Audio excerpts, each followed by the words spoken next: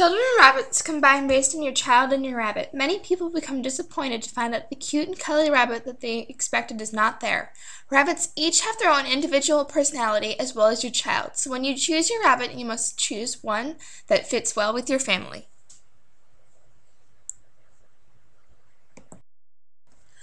When people choose baby rabbits, they think that they are getting a harmless, fuzzy creature. But rabbits squeeze behind furniture, eat baseboards, and eat rugs. Rabbits are very fragile to begin with, so if they are held incorrectly, then that could hurt them and or kill them. They can also hurt a child or an adult if held incorrectly. They tend to kick, scratch, and bite when they are afraid. So when you hold a rabbit, instead of holding it down and picking up the back and carrying it out like that, it is much safer if you let the rabbit, like you, pick it up by the stomach and bring it out. This will show the rabbit that it should not be afraid of you and that it can trust you while holding it.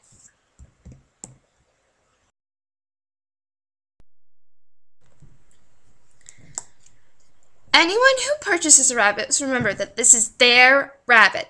You must spend time litter training and have tolerance for accidents. You must bunny-proof the house and check food and water often.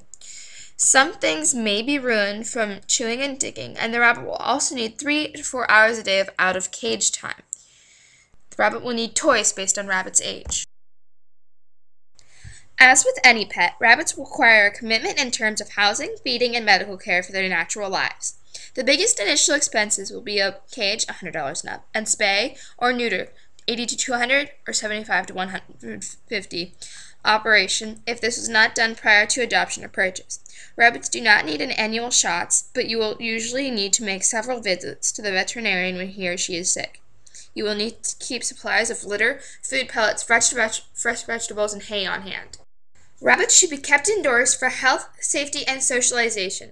You will need space for at least a 2 by 4 inch or 8 square feet cage. The cage should be away from TVs, stereos, and high noise areas, but not completely isolated from people. Consider which area is most easily bunny-proofed for your rabbits out of cage time. When you bunny-proof, it prevents destruction and protects your rabbits from the toxins and other things that can harm them. Also, when bunny-proofing your house, it provides a safe chewing environment for the animal.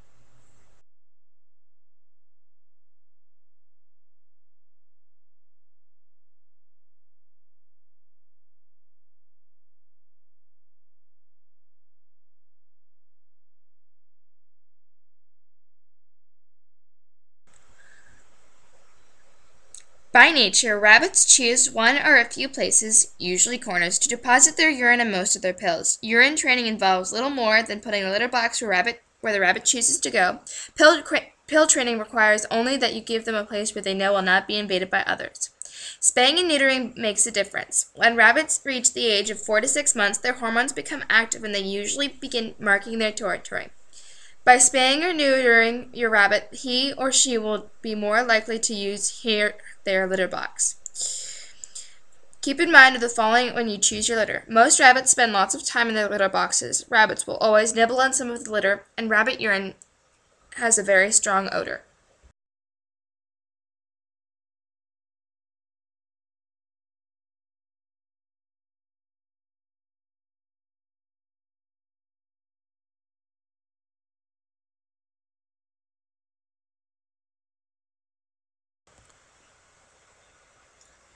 Toys are important because they provide mental stimulation, physical exercise, and they bunny-proof your home. If you find your rabbit ingesting plastic or cardboard toys, switch to a different type of toy that rabbit is not interested in eating.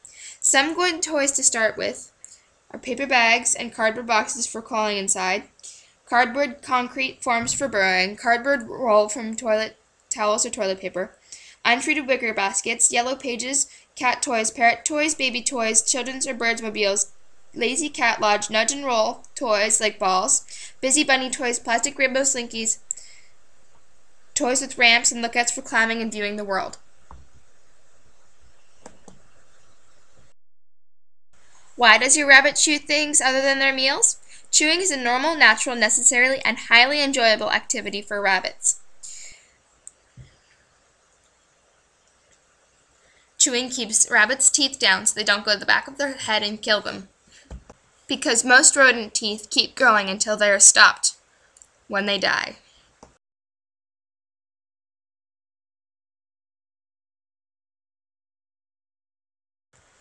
Rabbits need brushing once a month. However, during shedding season, they need to be brushed bi-weekly. Rabbits have two coats, an outer coat used for protection and color, and an inner coat used for warmth. When you brush a rabbit, you are scooping out the shedded undercoat and putting the outer coat in line. You should clip a rabbit's nails once every 2 months if you want his or her nails to remain short often and easier to clip. You should clip them on a tri-weekly basis. When you clip his or her nails, it is important to remember that the pink line in the nails is the nerve. You do not want to clip the nerve because it will hurt the rabbit. If you clip the nerve more often, then the nerve tends to grow only as long as you have cut. So the more you cut, the shorter the nail and nerve stay. When cleaning the ears, it is best to find a lubricant to put in the ear first. You should start by putting a drop of the lubricant in each ear. Make sure you have a lot of cotton swabs to scoop out the earwax when you have applied the drops. If you have a flop-eared rabbit, cleaning the ears must be done on a bi-weekly basis. With a rabbit who has not flopped ears, then you might not ever have to clean his or her ears. Rabbits are susceptible to many forms of illnesses. Some fatal, some non-fatal. Some symptoms and/or causes of illness are red urine, amoxicillin dangerous, cedar and pine shavings, spay and neuter, teeth, hairballs, surgeries, bacterial infections, and digestive problems. Diarrhea is the most common digestive problem.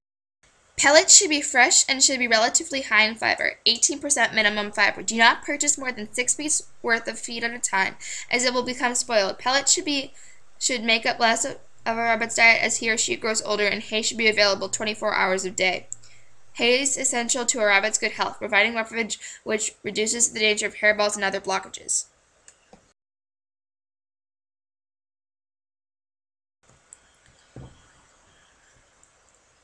Rabbits need at least 14 hours a week of runtime. If they have more than that, then that is okay. And most of the runtime should be outside. If it is winter and the rabbit cannot go outside, then that is fine. And you must find time inside in a closed-off space away from everyone else. When running outside, they need to be in a grassy area with food and their water, as well as a cage and a cover over the cage to make sure that they have enough shade and protection from the sun. This provides exercise and helps heal injuries to rabbits with bad legs.